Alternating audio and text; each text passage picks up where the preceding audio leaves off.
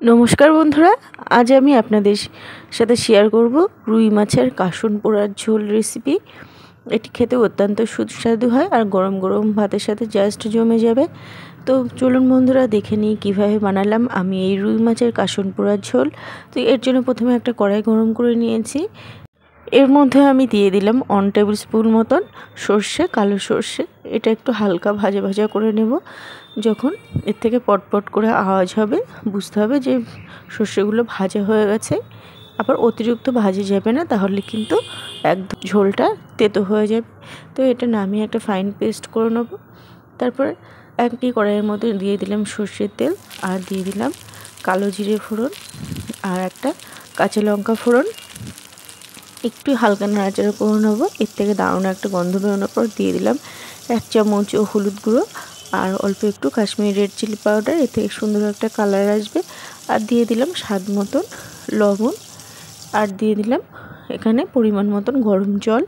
আপনারা এখানে ঠান্ডা জলও ব্যবহার করতে পারেন। তো ভালোভাবে এবার মিশিয়ে নেব।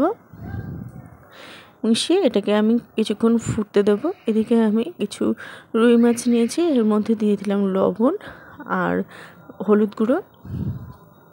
ভালোভাবে এটাকে মাখিয়ে নেব। লবণ আর হলুদটা ভালোভাবে মাছের সাথে মাখিয়ে নিতে হবে। তারপরে এটাকে আমি 10 মিনিট মতন রেস্টে দেবো।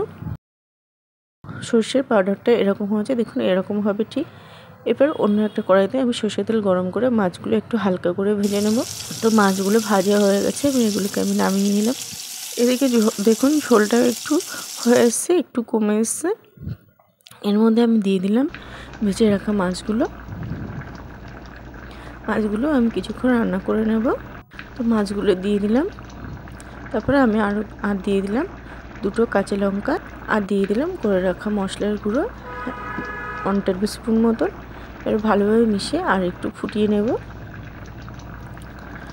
তারপরে এর মধ্যে দিয়ে দিলাম একদম কুচানো ধনেপাতা। দেখুন অনেকটা হয়ে এসছে, একটু ঝোলটাও কমে গেছে। 2 মিনিট মতো রান্না করে নিয়েই নামিয়ে নেব।